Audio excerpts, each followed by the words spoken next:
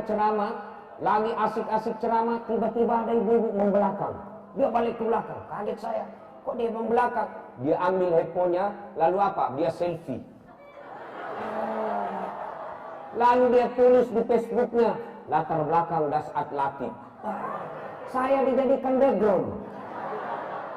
Astagfirullah, ulama dijadikan background. Kalau gadis masih masuk akal. Ini sudah ada cucunya masih selfie-selfie. Tomat-tomat kajili-jili.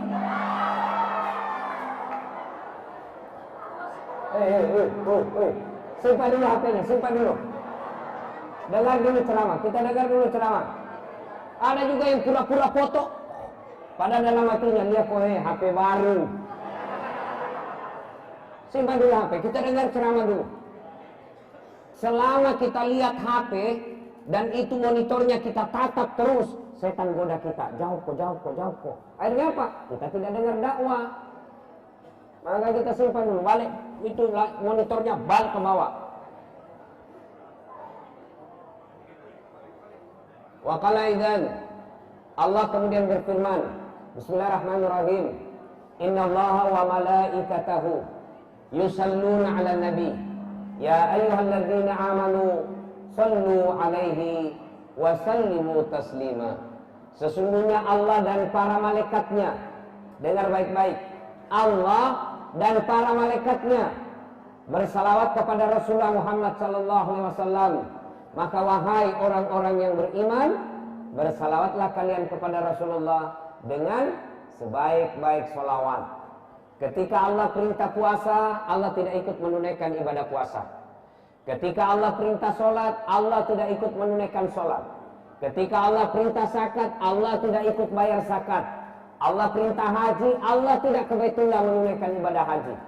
Tapi ketika Allah perintah kita sholawat, Allah berfirman, Innallaha, sesungguhnya Allah dan para malaikatnya, wa malaikatahu yusalluna 'alan nabi, bersalawat kepada Rasulullah Muhammad sallallahu alaihi wasallam. Bahkan Nabi menjelaskan, sepelit-pelit di antara kalian, sebakil-bakil di antara kalian, dia dengar namaku disebut dan dia tidak bersalawat kepadaku. Itu paling pelit itu. Dengar nama Nabi, tidak bersalawat. Pun kalau salawat tidak sempurna, tidak ikhlas. Muhammad sallallahu. Apa artinya itu, bos? Sallallahu ala Muhammad sallallahu alaihi wasallam. Sallallahu ala Muhammad sallallahu alaihi wasallam. Itu kalau saya di Sulawesi Selatan salawat begini jamaah semua ikut. Di sini dilihat-lihati saya.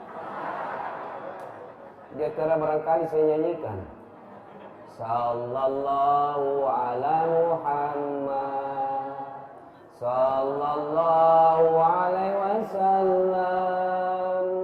Sallallahu ala Muhammad sallallahu alaihi wasallam. Yang salawat itu suatu ketika Nabi melihat ada malaikat, banyak sekali jari-jarinya, banyak, 1 juta jari-jarinya. Nabi penasaran, bertanya kepada Jibril, ya Jibril, siapa gerangan malaikat itu? Banyak betul jari-jarinya. Jibril menjawab, itu malaikat yang khusus mencatat air hujan yang jatuh ke langit. Lalu Nabi mendekati malaikat yang 1 juta jari-jarinya. Wahai malaikat, apa kau mampu mencatat seluruh air yang jatuh ke dunia? Kata malaikat, iya. Saya catat yang jatuh di langit, saya catat yang jatuh di gunung, saya catat yang jatuh di laut. Semua saya catat, tidak setetes pun yang saya tidak catat. Kata Nabi, luar biasa, subhanallah, hebat kau punya keterampilan. Tapi kata malaikat ini, satu yang tidak bisa aku catat. Apa itu? Ketika umatmu bersalawat kepadamu, ya Muhammad. Saya tidak mampu mencatat betapa banyak pahalanya bagi mereka yang bersalawat. Maka Bapak Ibu kalau tidak bisa memperbanyak amal dengan tahajud, tidak bisa memperbanyak amal dengan Senin Kamis, tidak bisa memperbanyak amal dengan membangun masjid, maka memperbanyak amal dengan rajin bersalawat kepada Rasulullah Muhammad Sallallahu Alaihi Wasallam. Saya berkeliling-keliling ceramah dari Sabang sampai Merauke, bahkan ke luar negeri. Salah satu suku yang saya kagumi adalah suku Banjar. Sangat mengagungkan, sangat memuliakan guru. Jadi tentu opini saya ini, pendapat saya ini akan hilang ketika Bapak Ibu ribut di bawah.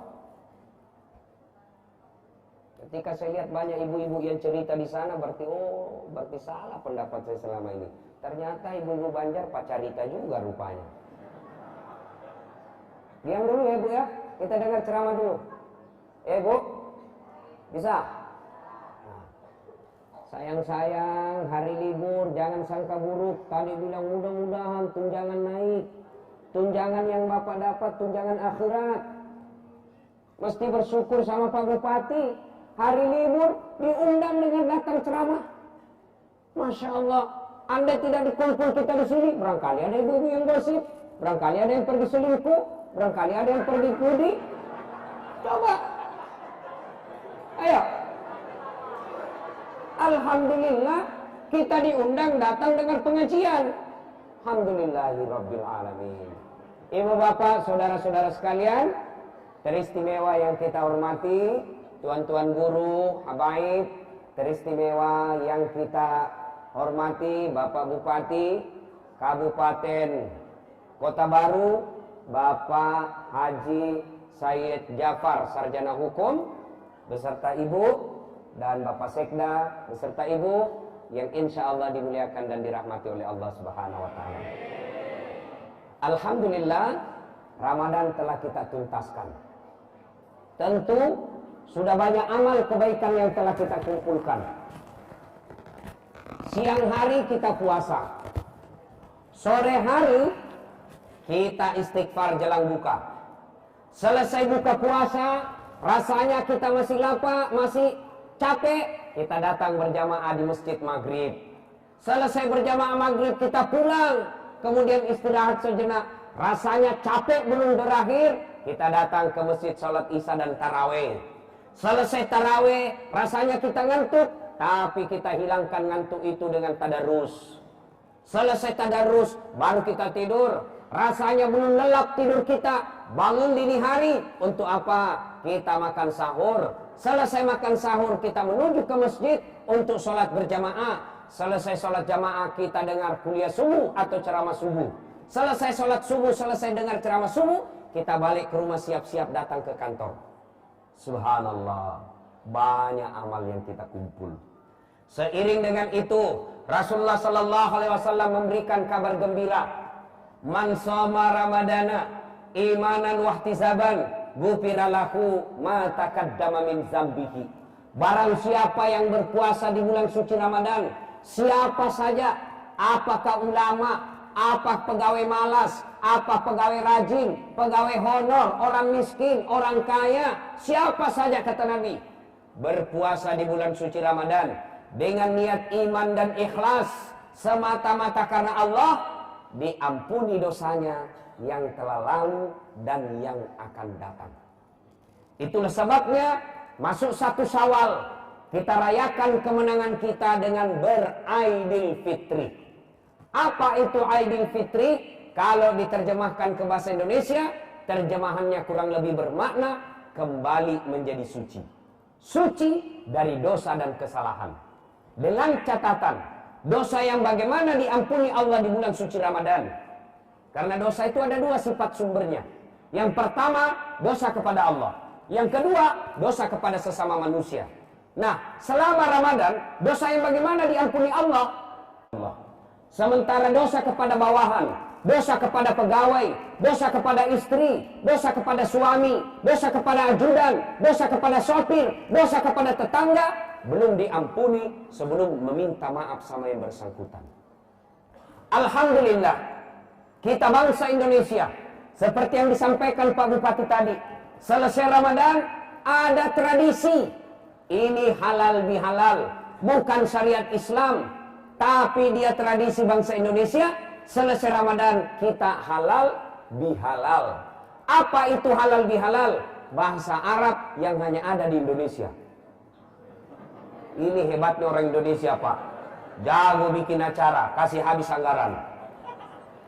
Halal bihalal artinya kalau diterjemahkan ke Indonesia, halal bihalal menghalalkan yang tadinya tidak halal. Bahasa Parisnya si halalakaki. Paris itu Pare-Pare dan sekitarnya. Oh, banyak juga orang Bugis di sini. Banyak orang Bugis. Luar biasa ini orang Bugis. Kemana-mana saya ketemu. Saya pergi ke pelosok Sumatera namanya Pulau Kijang. Di sana masa sehari-harinya bahasa Bugis. Saya pergi ke Biduk-Biduk Kalimantan Timur, pelosok, ketemu orang Bugis.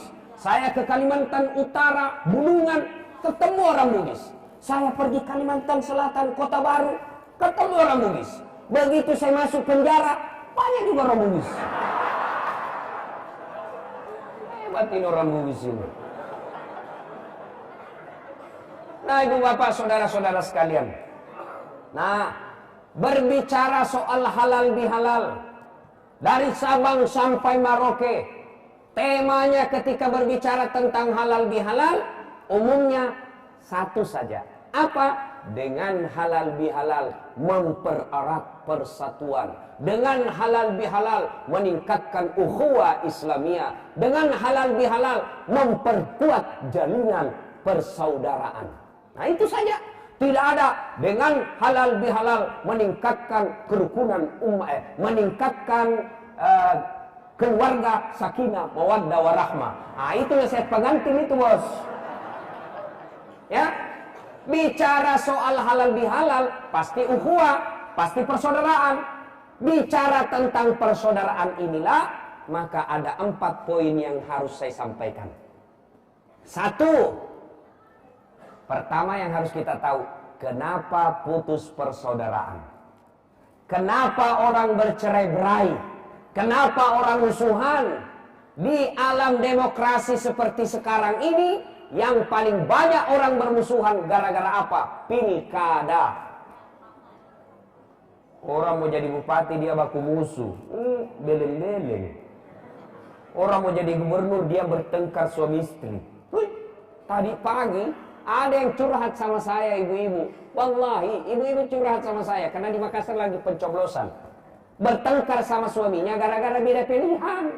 Sebab nak cari, nak kasih ke mobil dinasnya. Silakan berbeda pilihan, tapi jangan bermusuhan. Apalagi mau percaya janji-janji kampanye.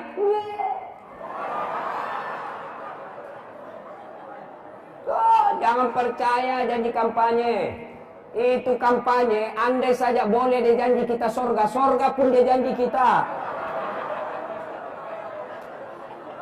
Dia bagi-bagi kartu namanya, pilih saya, pilih saya. Kita satu kampung, nih Bubuhan Banjar, nih Bubuhan Bugis, nih pilih saya. Kasih kartu nama, telepon saya 24 jam. Begitu terpilih, diganti nomor HP-nya. Yang begini kita mau percaya lalu kita bercerai-berai, bodoh. Ya, jangan bercerai-berai, jangan bermusuhan gara-gara pilkada yang hanya sekali 5 tahun. Yang kedua, untung di sini tidak pilkada, jadi tidak usah panjang penjelasan. Cuma biasanya itu yang saya lihat selesai pilkada, apa boleh buat? Yang tidak masuk pendukung, minggir sedikit. Resiko politik. Tidak boleh marah-marah. Resiko pilihan. Ya, tidak boleh marah. Memang begitulah resiko pilihan. Yang kedua, penyebab orang bermusuhan. Apa? Sombong, angkuh, borro, macingkang, matampo, meluk yaseng. Itu semua itu. Sombong. Nah, ibu bapak, apa itu sombong? Apa sombong itu berpakaian mahal-mahal? Belum tentu. Apa sombong itu bikin rumah mewah? Belum tentu. Apa sombong itu pakai barang-barang mewah? Bukan, belum tentu sombong. Lalu apa itu sombong? 2 sifat orang sombong kata Nabi. 1, menolak kebenaran. 2, meremehkan orang lain. Itu sombong. Menolak kebenaran, meremehkan orang lain, sombong. Contoh, bapak pakai baju krokodil. Tahu? Cap buaya. Itu katanya kalau asli kepalanya menghadap ke dalam. Itu kan harganya jutaan. Bapak pakai itu, imam masjid pakai itu, apa sombong? Tidak. Siapa tahu dia pakai supaya apa? Orang tidak menghina imam, orang tidak merendahkan imam, bahwa imam juga bisa beli baju mahal. Nggak sombong. Lalu kapan dia sombong? Ketika dia meremehkan orang lain. Weh, cap buaya. Kau tahu ini? 1,5 juta. Kamu bajumu pegawai honor. Sombong. Meremehkan orang lain. Ibu-ibu pakai berlian silahkan, pakai emas silahkan, kalau perlu kasih semua emas. Orang Bugis biar giginya dia kasih emas. Silahkan, tidak sombong. Apa kapan dia sombong? Ketika dia lirik tangannya orang di sampingnya, lalu dia berkata, palsu.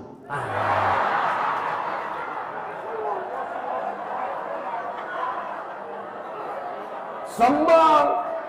Jadi sombong itu meremehkan orang lain. Yang kedua, menolak kebenaran. Ada pegawai baru 1 tahun, cerdas, bagus ilmu pengetahuannya tentang pemerintahan, manajemen keuangan, dia cerdas. Lalu ada senior sudah 20 tahun menjabat, dikasih tahu sama junior, dia tidak mau terima. Apa kau tahu, kau baru-baru? Sombong. Kenapa? Menolak kebenaran. Abu Lahab, Abu Jahal, Abu Sofyan, Abu Gosok. Mereka semua lihat mukjizat. Mereka yakin bahwa apa yang disampaikan Muhammad benar. Mereka lihat kekuasaan Allah. Lalu mereka nolak kebenaran. Kenapa? Apa mereka tidak tahu? Dia tahu. Lalu kenapa dia tolak Muhammad? Karena apa? Muhammad Bani Hashim. Saya lebih mulia daripada Bani Hashim. Maka dia anggap dirinya lebih mulia. Sombong. Apa yang membuat orang sombong? 1, pangkat jabatan. Naik kepala bagian. Apalagi setelah kepala bagian? Kepala dinas. Sekda.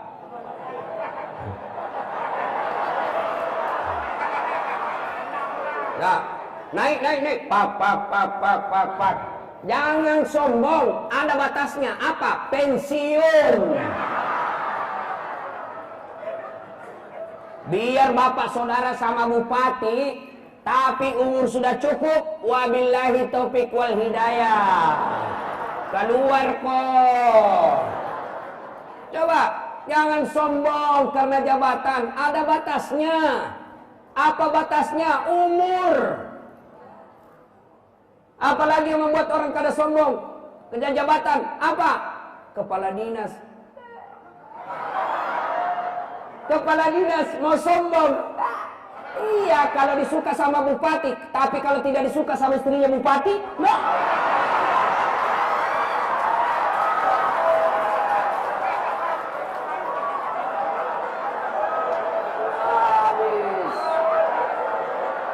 Ayo, jangan sombong.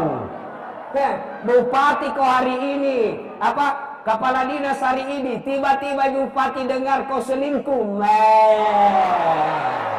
habis kecelakaan. Apalagi yang membuat orang sombong? Anggota DPR,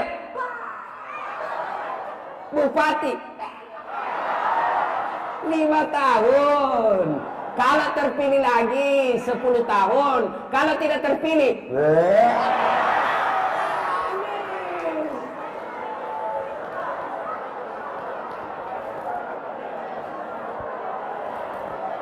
maka pangkat jabatan jangan sombong. Apalagi yang membuat orang sombong? Ilmu. Makin banyak kitab dia baca, makin banyak ilmu dia kuasai, setan masuk. Akhirnya apa? Sombong. Mana ciri-ciri Orang yang ilmuwan sombong tidak mau menerima perbedaan pendapat. Coba, yang peluang banyak sombong itu ustadz.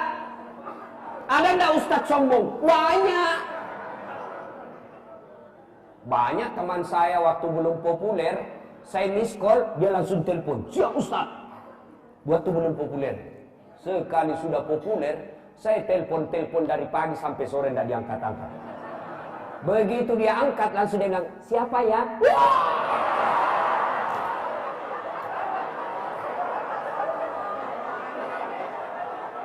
Ya, jangan sombong gara-gara ilmu. Ustadz yang sombong itu salah satu karakternya tidak mau menerima perbedaan mazhab. Dalam Islam, ilmu hukum ada disebut ikhtilaf, perbedaan pendapat ulama. Salah satu ustadz yang sombong hanya merasa hanya dialah pendapatnya yang benar, pendapat yang lain salah, masuk neraka. Ini banyak ustadz begini sekarang. Apalagi yang ngaku ustadz. Baru belajar agama 6 bulan. Itu pun melalui YouTube. 3 menit habis kuotanya. Banyak yang begitu. Maulid bid'ah. Tidak ada pada zaman Nabi, masuk neraka. Nenekmu punya neraka? Masa gara-gara maulid kita dikasih masuk neraka, bos? Luasnya itu surga, kasih masuk juga kita. Meskipun di emper-emper saja.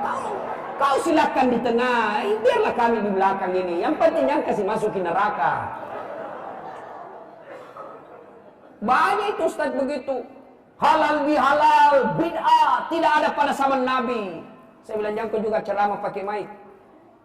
Itu pakai mic, itu bid'ah, tidak ada pada zaman Nabi.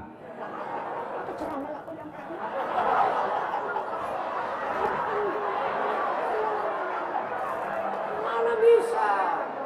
Apa? Si mau? Jangan sombong. Saya kasih contoh, kunut, ikhtilaf. Pakai kita punya mata kaki celana, di atas mata kaki ikhtilaf, perbedaan pendapat ulama. Ada yang mengatakan silakan kalau mau di atasnya mata kaki, ada yang juga di bawahnya. Tapi penting yang makna dari hadis itu adalah rasa sombong. Ini gara-gara di atas mata kaki, dia saja merasa benar. Yang di bawah mata kaki masuk neraka. Masa gara-gara itu kita masuk neraka, bos? Ayo, saya dibilangi tidak ustadz sunnah. Kenapa? Ustadz tidak pelihara jenggot. Kalau tidak mau tumbuh,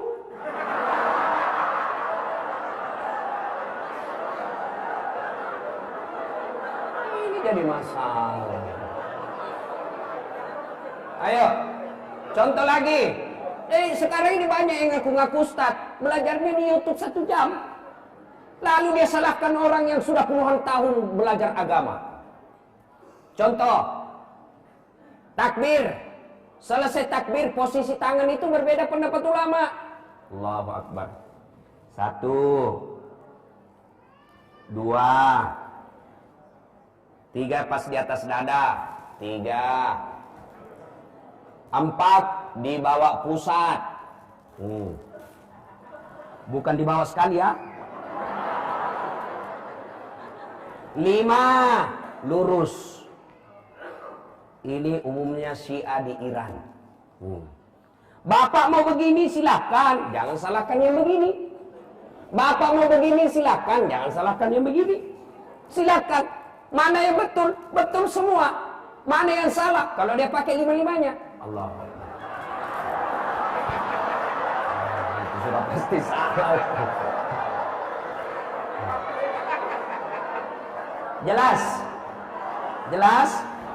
Nah, jadi kalau kita dengar penceramah yang suka nyalah-nyalahkan orang, sudah, tidak usah ikut dia. Cukup kita bilang, oh, baru 1 dia buku baca.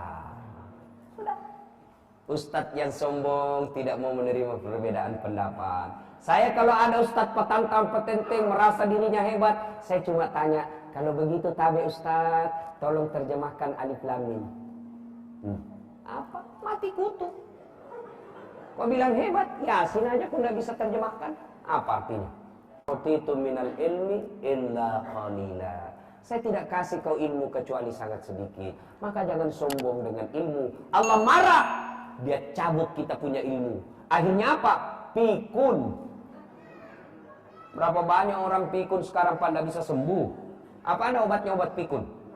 Tidak ada. Kalau sudah pikun, habis. Ini cerita warung kopi nih. Ada ilmuwan, tinggi sekali ilmunya. Dosen, banyak sekali gelarnya. Untuk kalau tadi Ustadz Dasat itu masih ada satu gelarnya kurang. Ada yang bilang, sama saja dokter dengan PhD. Beda.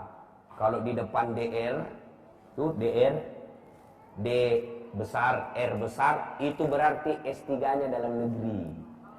Kalau dia di belakang PhD, Philosophy of Doctor, itu berarti luar negeri. Alhamdulillah Ustadz ini 2 doktornya. 1 doktor dalam negeri, 1 doktor luar negeri. 1 doktor ilmu komunikasi politik, 1 doktor syariat Islam. Ini sombong? Tidak, klarifikasi.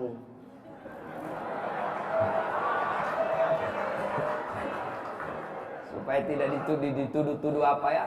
Harus dipasang. Kenapa dipasang Ustaz? Karena susah dapatnya. Tujuannya apa? Supaya orang-orang juga tidak meremehkan Ustaz. Supaya orang bilang, ternyata Ustaz bisa juga tinggi sekolahnya. Supaya anak-anak termotivasi. Nah, adalah orang ini dosen, banyak sekali gelarnya, tinggi ilmunya. Akhirnya apa? Suatu ketika Allah kasih ilmu pikun. Pikun dia. Suatu ketika diprotes sama istrinya.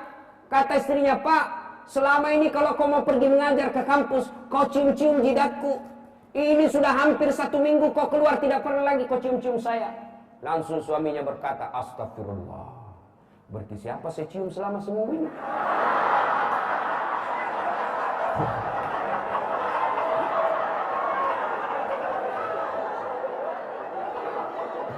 Ternyata siapa dicium? Pembantunya. Masya Allah. Mau sombong, Allah cabut ilmunya, pikun. Tidak bisa lagi dibedakan mana istri mana pembantu. Tapi pian-pian juga jangan modus. Mantan-mantan pembantunya seksi, istrinya gendut, sudah jelek, pura-pura pikun, pembantunya terus dihantam. Ini modus. Ya, jangan sombong. Tidak boleh sombong gara-gara harta ilmu. Jangan sombong gara-gara pangkat. Yang ketiga, apalagi yang membuat orang sombong? Harta kekayaan. Belajarlah dari Qarun. Qarun ini orang kaya pada zamannya. Luar biasa kekayaannya. Kekayaannya, peti kunci-kunci petinya, kunci-kunci gudang uangnya, kunci-kunci gudang hartanya, onta yang bawa. Kuncinya Pak, onta yang bawa. Biasanya kan kita yang bawa onta, kulkas, kursi. Ini kunci dibawa sama onta. Begitu banyaknya dia punya gudang harta. Suatu ketika masyarakat bertanya pada zaman itu, ya Qarun, kau dapat dari mana ini harta? Apa jawaban Qarun? Ini hasil usaha saya, ini jeripaya saya, tidak ada hubungan dengan Tuhan. Marah Allah. Sombong kau rupanya Qarun. Kau tidak mau mengakui bahwa hartamu itu adalah rezeki dariku. Akhirnya Allah murka. Qarun dilaknat Allah. Tenggelam dimakan bumi. Tenggelamlah Qarun dengan harta-hartanya. Maka orang Indonesia kalau dia dapat harta dari dalam tanah, maka dia sebut harta karun.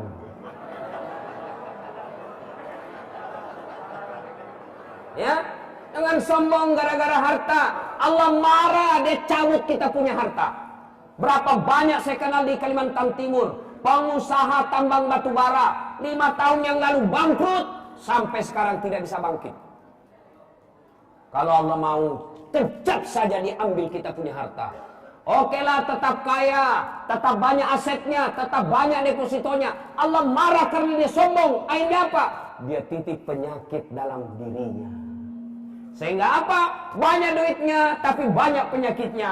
Banyak duitnya, tidak ada bisa dia makan. Itu banyak orang kaya saya lihat. Depositonya banyak. Asetnya miliaran. Tapi dilarang makan nasi. Apa enaknya kalau sudah dilarang makan nasi? Saya baru-baru ini Pak Bupati, saya baru-baru pulang ceramah di Milan, Italia. Tahu Milan? Roma, tahu? Itu Batu licin, belok kiri sedikit. Saya udah sampai di sana dikasih roti, pizza. Saya bilang sama panitia, saya ini orang Bugis. Perut saya perut Bugis, tidak mempan kalau ketemu roti. Biar kau kasih saya 2 baskom pizza, tidak mempan. Carikan saya nasi. Tidak bisa saya ceramah kalau tidak ketemu nasi. Ayo, duit dilarang makan nasi, dilarang makan daging, dilarang makan garam, dilarang makan gula, dilarang makan yang pedas-pedas, dilarang makan petsin. Apa saja bisa dia makan. Ubi rebus. Uangnya 8 miliar cuma bisa makan ubi rebus. Dia ke dokter, masuk pesta. Saya sering ditraktir orang kaya. Orang kaya ajak saya makan. Begitu dia berhadapan meja makan, saya berhadapan meja makan. Apa dalam hati? Masya Allah, enaknya semua. Mana dulu saya makan ini? Ini orang kaya, begitu berhadapan meja makan, apa dipikir? Asam urat, kolesterol, ginjal, lemak, prostat. Apa ada apa? Allah marah di titik penyakit, tidak ada bisa dia makan. Jangan sombong gara-gara harta. Apalagi membuat orang sombong? Cantik. 17 tahun, sweet 17. Cantiknya Masya Allah. Kalau 17 tahun, kalau tersenyum, satu kantor terpesona. Tambah umur, balik itu angka 17. 71, masih cantik kok. 71 kau senyum, lari cucumu dikira mau digigit. Maka jangan sombong karena cantik. Oke lah, awet muda tetap cantik. Sombong, Allah kasih penyakit, kena stroke. Bengkok mukanya. Ayo, jangan sombong. Bapak Ibu, halo Ibu, Pak, tahu nggak dosa pertama dilakukan makhluk kepada Allah? Bukan zina, bukan judi, bukan mabuk, bukan syirik. Dosa pertama dilakukan makhluk kepada Allah adalah dosa sombong. Kapan? Ketika Allah ciptakan Adam. Lalu Allah berfirman kepada seluruh makhluk, wahai makhlukku, inilah makhluk saya paling mulia namanya manusia, Adam. Silakan kau hormat kepada Adam. Malaikat hormat, tumbuhan binatang hormat. Satu yang tidak mau, iblis laknatullah alaih. Iblis berkata, saya tidak mau ya Allah. Kenapa? Adam diciptakan dari tanah, saya diciptakan dari api. Unsur kejadian saya lebih mulia dari Adam. Adam baru diciptakan, saya sudah lama diciptakan. Saya senior dari Adam. Masa senior hormat sama junior? Gengsi dong. Allah murka dan marah. Iblis, kau sombong rupanya. Kau merasa lebih mulia daripada Adam. Sorga tidak layak bagi mereka yang sombong. Keluar kau dari sorgaku. Iblis sudah dalam sorga. Sombong, keluar dari sorga.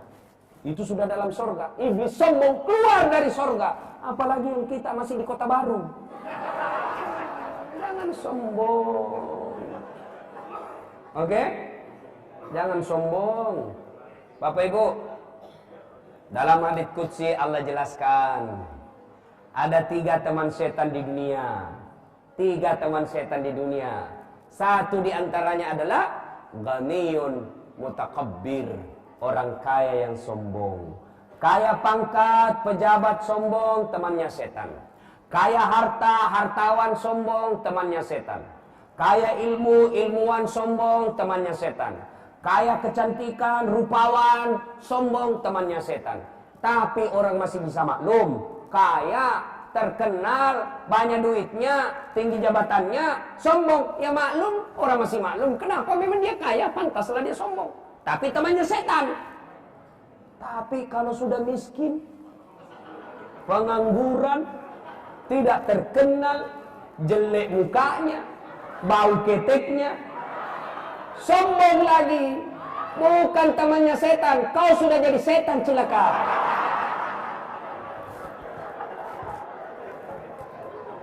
Maka berhentilah sombong. Halal bihalal ini melahirkan manusia-manusia yang tawadhu, rendah hati, tidak punya rasa sombong. Selesai halal bihalal masih tetap sombong, berarti halal bihalal kita hanya menghabiskan anggaran. Jelas? Jelas? Ya? Sudah. Yang kedua, sebab putus persaudaraan. Pertama tadi pilkada, yang kedua sombong, yang ketiga serakah. Apa itu serakah? Rakus. Apa itu rakus? Mabu aja. Apa itu mabu aja? Mau diambil semua. Ketika Nabi Isra Mi'raj, Allah perlihatkan ada manusia, tangannya manusia, badannya manusia, kakinya manusia, tapi kepalanya monyet. Nabi heran, siapa itu? Kok jadi monyet? Apa bahasa Banjarnya monyet? Warek. Warek. Wah, kok monyet? Siapa dia? Jibril. Jibril menjawab, itulah umatmu yang serakah. Dia mau ambil semua. Coba lihat monyet. Pernah lihat monyet kan? Kasih pisang, dia makan. Kasih lagi, penuh pipinya. Kasih lagi, dia kasih teh mulutnya. Kasih lagi, dia pegang tangan kanan. Kasih lagi, pegang tangan kiri. Kasih lagi, kakinya lagi pegang. Kasih lagi, kaki kirinya lagi pegang. Penuh mulut, penuh tangan, penuh kaki. Kasih lagi temannya, dia rebut temannya. Monyet. Di kantor ini kalau banyak monyet berkeliaran, putus persaudaraan. Maka bapak-bapak yang punya kewenangan, jangan ambil haknya anak buah.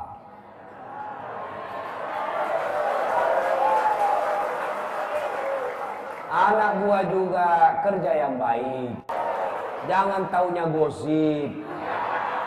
Jam 9 masih di warung kopi. Dari mana belajar aparat ini? Jam 12 izin lagi pergi makan. Pulang setengah 2. Datang cek log, pulang lagi jam 4. Bagaimana mau dikasih gaji yang bagus? Nah kau makutu. Makutu mah buah aja. Ayo. Ya, jangan tahan gajinya orang. Jangan tahan honornya pegawai. Serakah. Itu biasanya di kantor banyak serakah, Pak.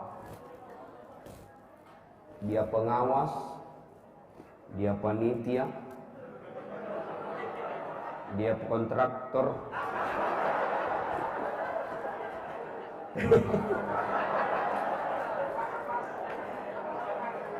Pas banar sudah nih. Pernah kan dengar ceritanya kontraktor di akhirat? Hah? Oh belum? Ini cerita warung kopi. SMS-an lah ini antara penghuni surga dan penghuni neraka. Dia bilang penghuni surga, Mas, gimana kabar sampean di situ? Nyaman banar nasi. 1 laki-laki 7 bidadari.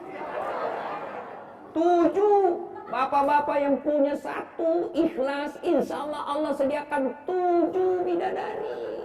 Tinggal bapak sediakan obat kuat.